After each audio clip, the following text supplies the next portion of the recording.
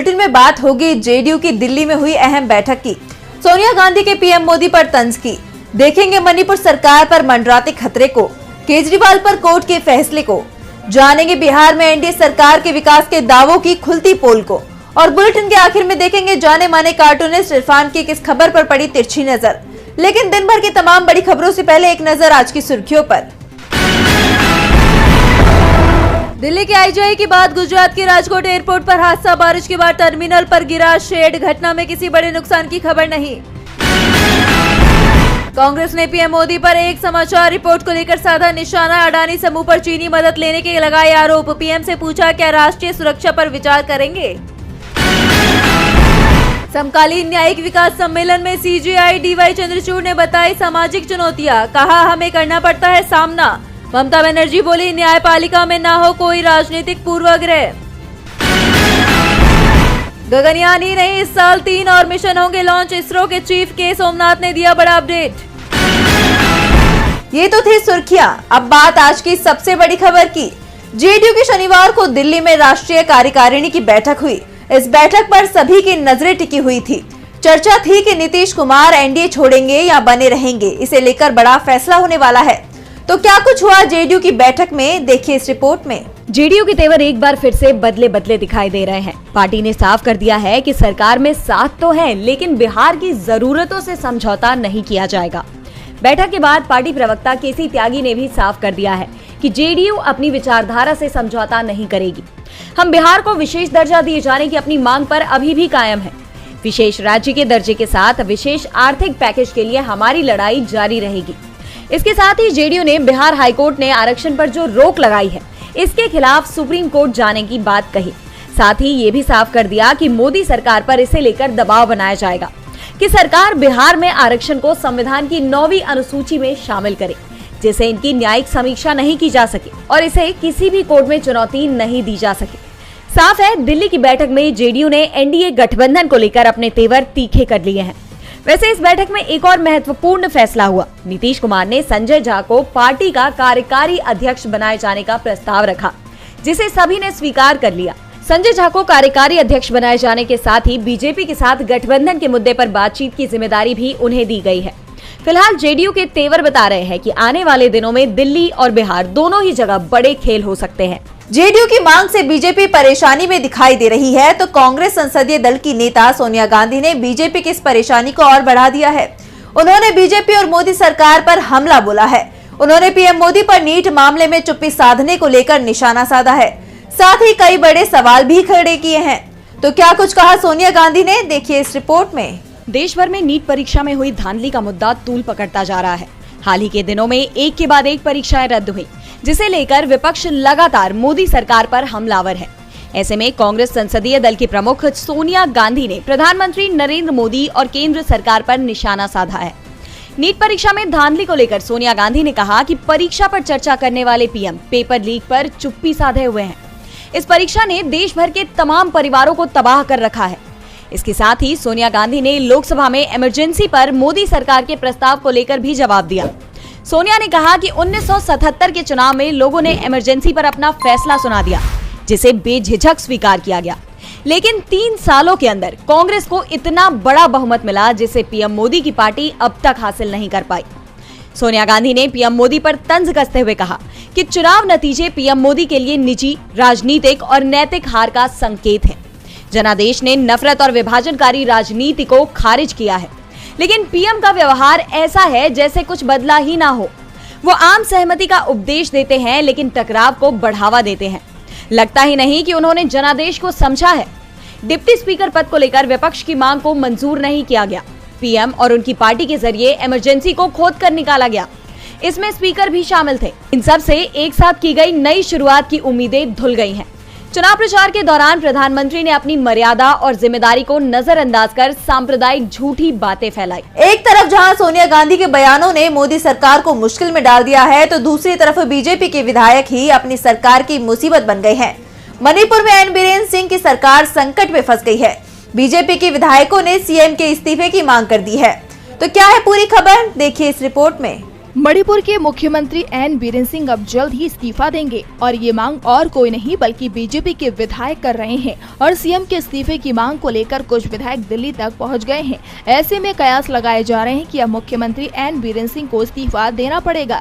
बता दें कि मणिपुर में पिछले कुछ दिनों से इस बात की सुबुगाहट तेज हो गई है कि राज्य में नेतृत्व परिवर्तन होने वाला है।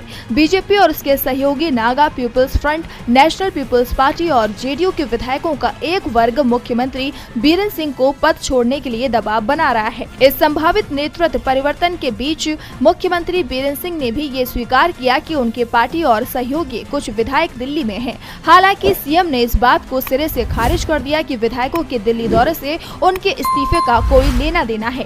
वहीं इस बीच गुरुवार को बीजेपी के प्रदेश अध्यक्ष ए शारदा देवी ने केंद्रीय गृह मंत्री अमित शाह से मुलाकात की। शारदा देवी ने एक्स पर पोस्ट किया कि गृह मंत्री अमित शाह से मुलाकात की, मणिपुर में मौजूदा स्थिति पर विस्तृत चर्चा की। अब भले ही सीएम एन सोरेन मणिपुर में हो रही भीतरी बगावत पर चुप्पी साधे हुए हैं, लेकिन अंदर खाने में कुछ और ही चल रहा है। बता दें कि जून 2023 में जब सरकार पर दबाव चरम पर था, तब मुख्यमंत्री बीरेन सिंह ने लगभग पद छोड़ दिया था और इस दौरान एक मंत्री ने भी दावा किया था कि सीएम अपना इस्तीफा लेकर गवर्नर हाउस के लिए निकल चुके हैं। हालांकि सीएम इम्फाल में उनके आवास के बाहर एकत्रित हुए और सैकड़ों महिला समर्थकों के चलते वापस लौट आए थे।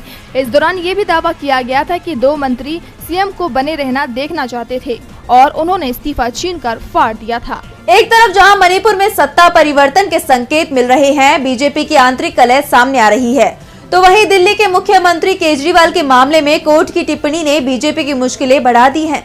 शनिवार को कोर्ट में अहम सुनवाई हुई, तो क्या कुछ हुआ कोर्ट में, देखिए इस रिपोर्ट में। दिल्ली के कथित शराब नीति घोटाले मामले में गिरफ्तार दिल्ली के मुख्यमंत्री अरविंद केजरीवाल की शनिवार को सीबीआई रिमांड खत्म हो गई, जिसके बाद उन्हें दिल्ली के राउज एवेन्यू कोर्ट में पेश किया गया।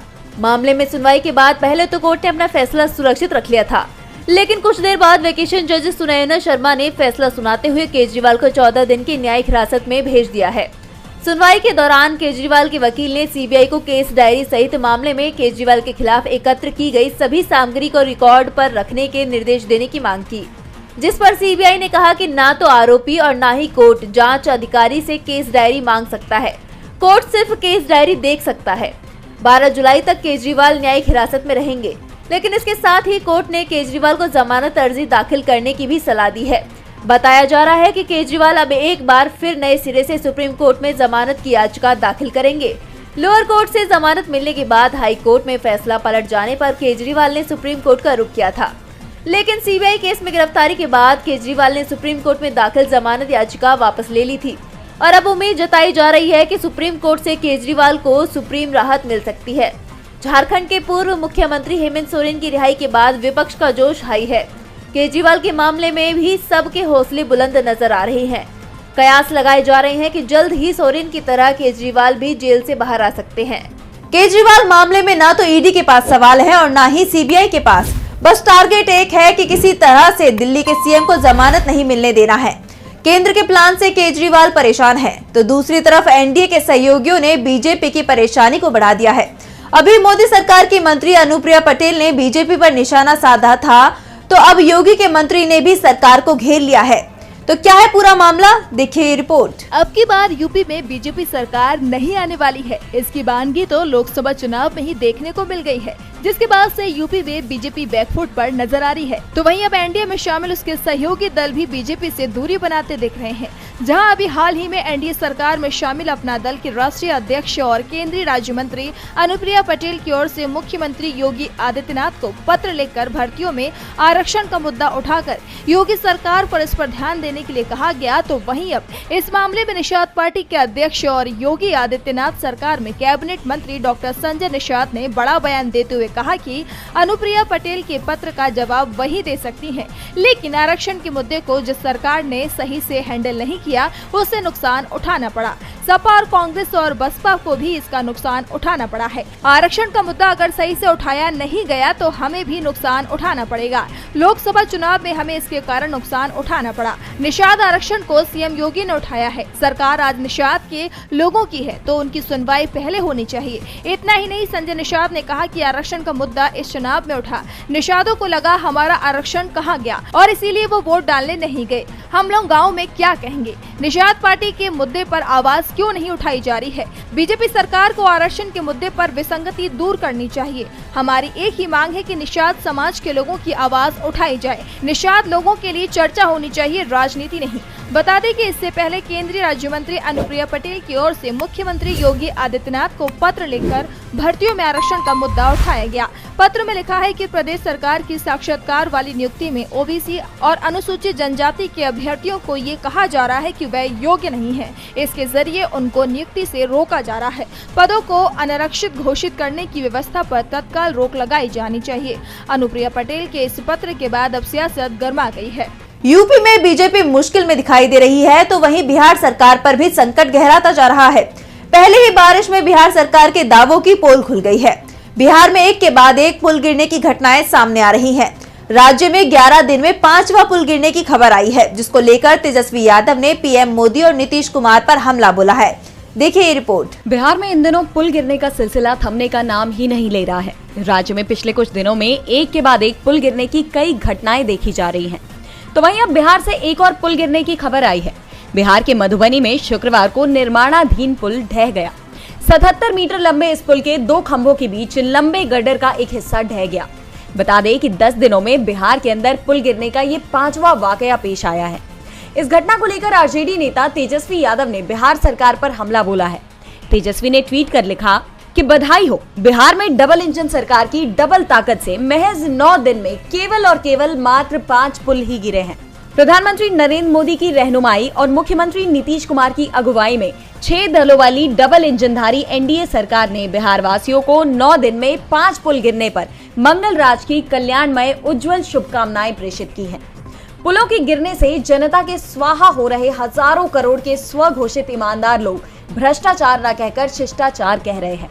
विपक्षियों को भ्रष्टाचारी का नारंगी प्रमाण पत्र बांटने वाले तथा पक्षकारिता की पत्रकारिता में पृथ्वी और आकाश की सभी रैंकिंग में नंबर 1 विश्व विजेता गोदी मीडिया द्वारा प्रमाणित सत्यवादी एवं अविनाशी नेता इन सुशासनी कारनामों पर मुंह क्यों नहीं खोलते?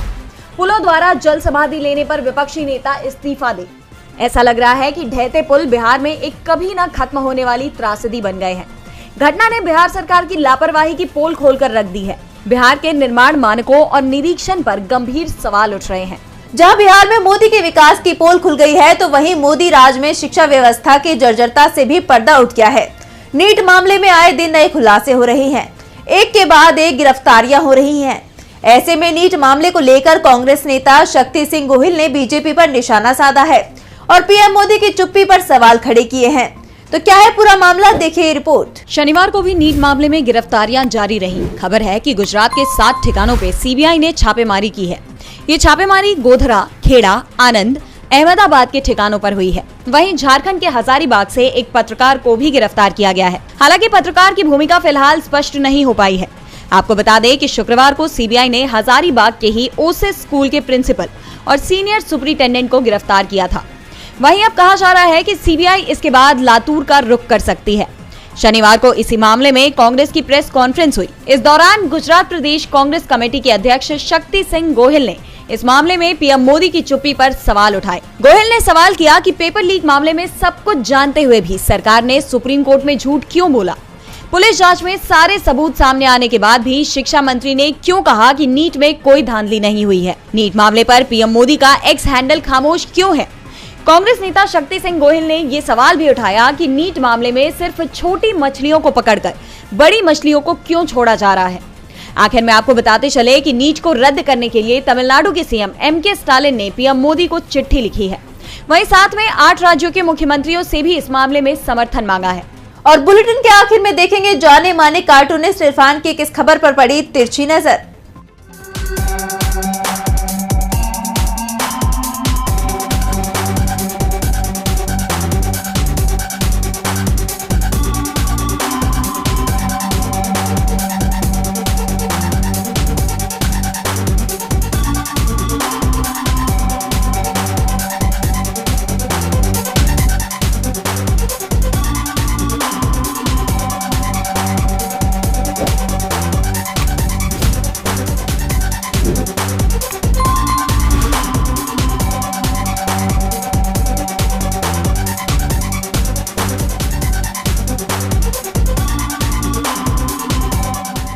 इन दिनों विकास आसमान से धड़ल्ले से बरस रहा है। अफसोस की बात है कि बीच में एयरपोर्ट की छतें पड़ रही हैं। कल दिल्ली और जबलपुर के एयरपोर्ट की छतें गिरी तो आज राजकोट की एयरपोर्ट की छत गिर गई। मुश्किल ये है कि रोज़ रोज़ ऐसे विकास की छतें अगर नीचे आती रहेंगी तो क्या होगा, क्योंकि बरसात तो अभी शुरू हुई है।